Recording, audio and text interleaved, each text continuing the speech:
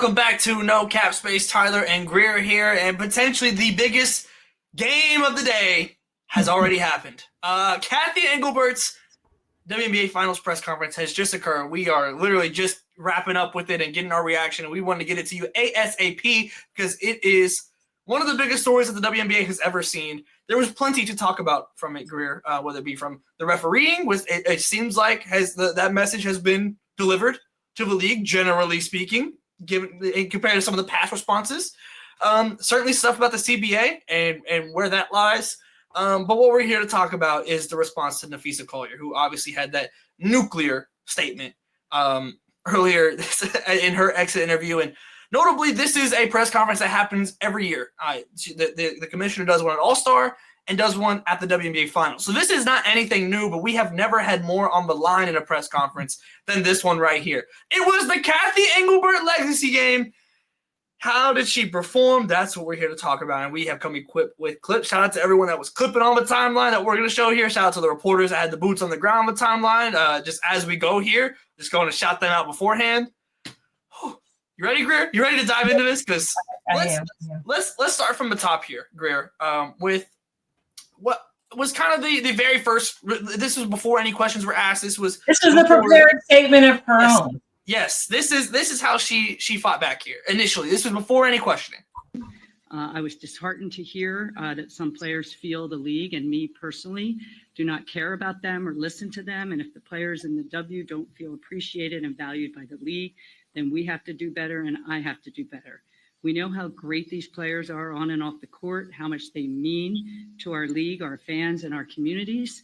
If they don't feel that, I will do everything I can to change that. Okay. Correct. Yes. You do need to be better. Yeah, like I mean, not exactly I guess a response that shows that she's listening or at least aware that people are talking. What was it back in 2020? I hear you, I see you, I'm listening. It was a lot of that in the prepared statement because I think it just would have been stronger if she would have come out and said that we are forming a task force to better handle the feedback that we get from stakeholders around the league, right? Which was what she ended up saying later on when she was questioned about the specifics. But I think the prepared statement just would have been stronger if just off rip. That's what you were saying. Yeah, I agree. So going prepared response for prepared response, point fee in this, not and certainly something that is going to become a theme here. Not the you're not exactly fighting fire with fire here in a whole lot of ways, and frankly, and we're going to certainly dive into that more.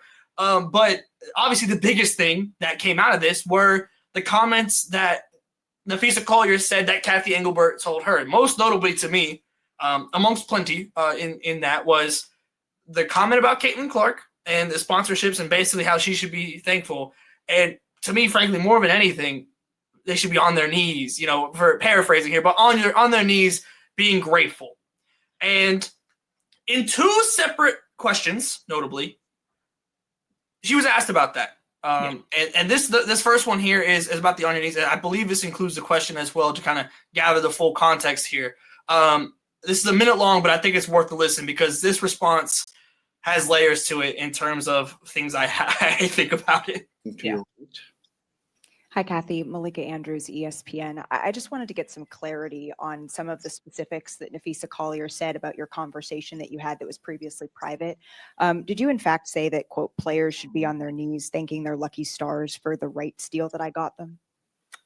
There's a lot of inaccuracy out there through social media and all this reporting.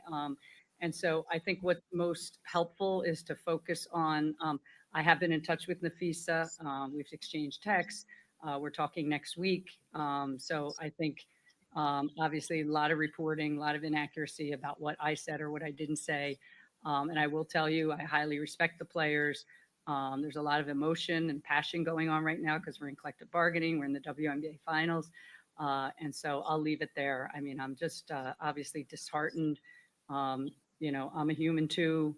I have a family. I have 2 kids who are devastated by these comments. And so all I'll say is just, it's obviously been a tough week. And I just think there's a lot of inaccuracy. Goodness gracious. See, you gotta put Mila on record. Because you're talking, she tried to girl dad us, Greer. This is I'm not standing for it. Because your children are grown. And like, don't get me wrong, right? Like, you could still be disappointed in how your parents are characterized, like at any age, but like, Catherine, be for real. So Catherine. that at the end is like, that's to me like comedy, frankly. Like the fact that they like really tried to pull that card. Like it is like PR training 101 almost. But that's what your crisis management team is telling you to say. Bro, that's kind of wicked. I'm a mother in the WNBA. Yeah. When you're going against players, DeWanna Bonner has twins and she's playing tonight. Like, she's on the court tonight, big dog. Like that is actually insane to me. That is like where that was the strategy. You've had days to think of this, and I said this in the reaction when Caitlin Clark had her end of season press conference. The fact that Cathy didn't reach out to Caitlin, even from a purely strategic standpoint from the league, you had multiple days before Caitlin Clark spoke, and you didn't even reach out to try and clear any of this up. I mean, it feels guilty, man. It really does. And what also feels guilty, and what really is more important within this statement, she never really denied what was said. Like, in this sense, there's inaccuracies and like false reporting. Well, this is not. We have the video of Napheesa saying what she claims. Yes, so you're saying that she's lying. Yeah, this is not. No one's interpreting her words. Sure. Yeah, it's about as direct as it could possibly be. And you're saying that she's lying, but also not saying like what about directly in that way. Like, and I mean, I don't know about you, but like to me. And I understand like taking the high road to a degree, but I think again, when we like dissect the statement, right, or the response to Malika's question, if you're taking the high road, just take it. Yeah. Just take it and say, I want to move forward. I don't even want to address what may or may not have been said in the past. I do know though that today we have a meeting on the books for next week, and I'm prepared to do everything I can to repair our relationship and my relationship with the players. Mm-hmm. Period. Yeah. I'm completely with you. And instead, just beat around the bush with it. And again, you didn't deny that you told players that they should be on their knees, thanking the league for this media deal. Like you didn't deny it. Like that is ridiculous. Like that, I feel like almost. Even like on the timeline and everything, enough hasn't been put on that because of some like when you obviously when you talk about Caitlin Clark and a thing or even like Angel and Paige having their names involved to a degree, like that is going to be the discussion. But to me, that's this on your knees quote is by far the craziest aspect of it all. Because like the Caitlin stuff, if that was said, right, and she denied that, which we're about to show. But to me, that's just insane and stupid. Like this on your knees is like incredibly disrespectful to like a whole different degree of like just being egregious. Like that is to me the absolute highlight of what is so wrong about everything that was revealed by Napheesa Collier, and you didn't deny it directly. And when you compare it to the quote about Caitlin Clark, which I have right here as well, like to me, this is where it also gets even crazier because in this quote, she does deny it. She does say, I didn't say that. Here's the quote. I got it for you right here. NBA gives her, she wouldn't make anything. And do you actually feel that way, that without this platform, players like Caitlin Clark wouldn't be making what they do off the court? Obviously, I did not make those comments. Caitlin has been a transformational player in this league. She's been a great representative of the game. She's brought in tens of millions of new fans to the game, proud of what she's put on the court. Unfortunately, the injuries held her back from a full season this year. But again, I'm not going to get into every point, counterpoint. It's not productive here. We're here to celebrate the WNBA finals. I think what Indiana just did was amazing with all the injuries they had and the everything they faced this year, bringing that to a game 5 in overtime.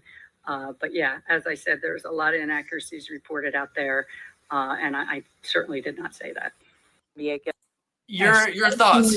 I certainly did not say that. I mean, now you're essentially calling Napheesa Collier a liar. So you have to speak to her next week. Can we put it on pay-per-view, please? Because I would pay good American. Please, Riley might have to throw another event. Like, I mean, I would pay good American dollars to be a fly on the wall in that conversation. But yeah, you're essentially calling her a liar now, which you've had ample time to do, by the way, right? Going back to you've had days now to prepare for this. And in your initial statement put out by WNBA comms, right, there wasn't a super strong denial of any of the It was much like the first one that we saw, the first clip. Yeah. So, interesting. Is all I can say. In certain states, recording conversations without the other party knowing are illegal. Hey, if you got the tapes, I don't know. You could put them out. I don't know. Yeah. But also, again, we're not trying to get into like a war of words, and I think Cathy's right about that. Like that isn't super productive. But to call someone who you're negotiating against, like across from, a liar, good luck. Yeah. Good luck at that table. Yeah, good luck at that table, Yeah. It continues to be a relationship that I don't see how you repair, frankly. Like it just continues to, because I mean, the comments that Fee revealed, right, like in her press conference, worthy of being revealed, and like under the assumption that Napheesa Collier is telling the truth within all of that, which I have frankly no reason to believe that she isn't in that way, but like that's absolutely grounds for like, I'm not negotiating with you, like I'm not doing this with you, and I can't get past the difference in the sternness in denying the Caitlin Clark comment versus the sternness in denying the on your knees comment. And it's a very different tone. Yeah, one player versus 144 or 143, right? Like that is kind of wicked when you think about it. Now, obviously, we cannot deny the economic and just overall impact of like Caitlin Clark, right? Absolutely. But it felt like I want you guys to clip this very specific moment of this response and let me appease those folks, right? And then everyone else, you get the scraps, kind of like. Yeah. No, it's again, it's such a harsh difference to me in that, and it's simple tone, and it's just a couple different words, but it makes all the difference when we are in this. I mean, whether they want it to be or not, whether it's productive or not, we are in a war of words right now. That's all we know from a public perception, and right now, the players are kicking the WNBA's ass in terms of this. Like, it's not like it's a blowout right now. And to me, Cathy did herself absolutely no favors over the course of this press conference. It wasn't all about the Napheesa Collier comments, but I mean, certainly a lot, and rightfully so, of the press conference were about the press conference from Fee. I continue just to not – I don't see where we go from here. And we had the video on here when there was kind of the reporting about her potentially dipping out after the CBA negotiations. She denied that within this, but it's like, goodness, I don't see – I can understand like maybe like trying to push the negotiations, because trying to find a new commissioner amidst the CBA negotiations from a league perspective sounds awful. But after this, I don't know how you repair this when you are at this point, whether it's maybe stronger in some places than others. Ultimately, it all remains the same that you're calling Napheesa Collier a liar, because there is no reports. This wasn't ESPN reporting this or Front Office Sports reporting this. No, this was the second best player in the league, or no correctly saying this. Hey, you know. So like, and to kind of wrap it up here, the immediate reactions are already kind of flow in from some of the players, and you could probably imagine what some of these are like immediately. Natasha Cloud, there's a reason all the players are backing Fee.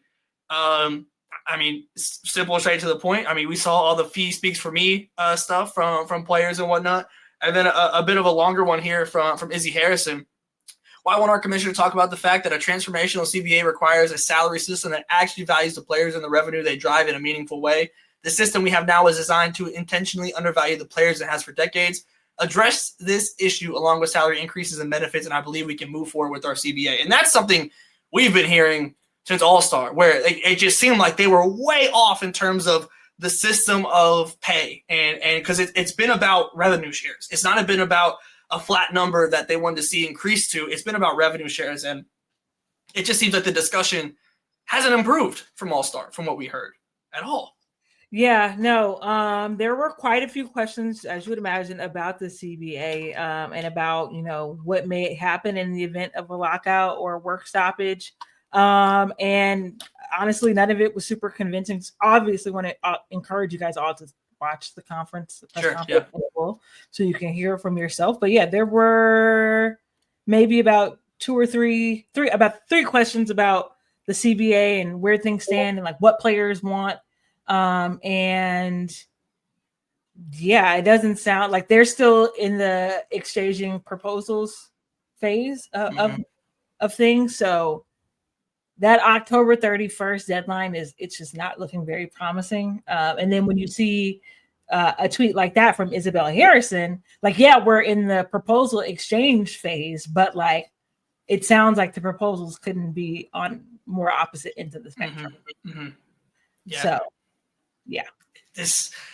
I mean, for so many reasons, it feels like a lockout is inevitable. I mean, Cathy had mentioned, and I believe last time the WNBA went into a CBA negotiation, there was like an extension of the deadline because I believe it went through from All-Star. I'm trying to remember. This might be a little bit off, but I believe it went into January. It was either December or January of when it had like a similar deadline and they had an extension. And Cathy mentioned being open to an extension as well. But I mean, this is just frankly an unprecedented negotiation that we're witnessing here in terms of sports and especially in women's sports with the point that's been made so many times is that past CBA negotiations of the W have come from players that were worried about having a league and like what that would look like. And this league, the potential of a league folding, that doesn't exist anymore. That fear, rightfully so, is not there in these players. And I mean, all these players don't know a world without the WNBA in terms of their playing careers. Well, there's a couple, but also players with brands that can absolutely survive without the WNBA in that way. And there's just a lack of fear that the WNBA has always negotiated against when it comes to the players. And yeah, about Cathy having days to even reach out to Caitlin Clark in between Napheesa's exit interview and Caitlin's exit interview. Mm-hmm. Again, you say that you're doing all that you can, but you should have been able to come to the table today and said, I've spoken with Caitlin as well. I've spoken with Angel as well. I've spoken with Paige as well, right? And again, what I've been saying from the jump when it came to these young women is treat them like the partners that they are. Especially this new wave of players who are businesswomen, you know what I mean? And have real business acumen. And some of them now have been getting bread and money since they were like 16, 17. Right? Like it's only there's only more of them coming. Right. And like, it only gets harder for like older generations to connect with younger generations too. Like, that's just a universal fact, right? So you've got to be proactive. You've got to be more proactive. Yeah. Than you've been to date. Yeah.